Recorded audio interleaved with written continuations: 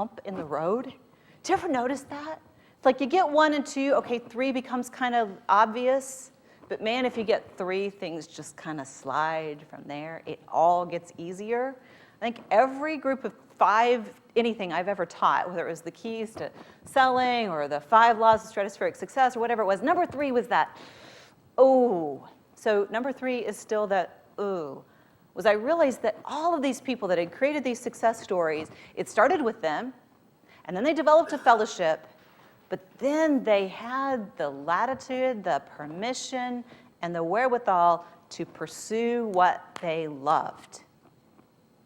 And that meant they had to know what they were in love with.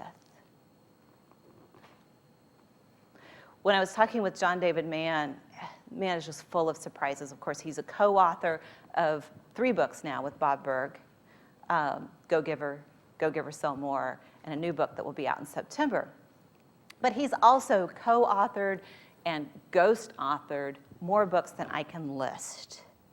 Everything from right now, he is on deadline to write the story of a Navy SEAL sniper.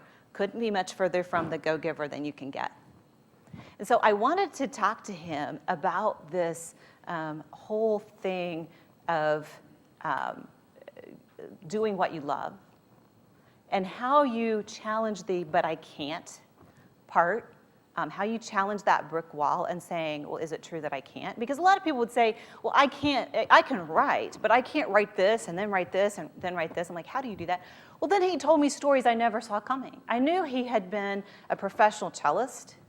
I didn't know the level that he had achieved. I didn't know that he had actually left school in high school to start their own high school. He was the only one that left high school, but he and 3 of his friends started their own high school, got it accredited, and it went on to graduate people who went on to Stanford and Yale.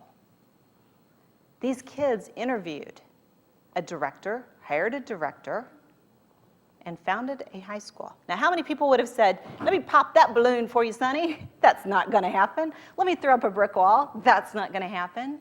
And I said, how do you do that? And he said, you have to be fanatically in love with something. You have to be almost fanatically in love with something. And when I heard that, I started then listening to the other stories and thinking, yes. There was that level of commitment that borders on obsession, but there was also complete clarity about what they were in love with. So when I asked you earlier, what are you passionate about? There's not going to be one answer for life. That comes as a surprise to a lot of people. We're going to have a lot of things that we're passionate about.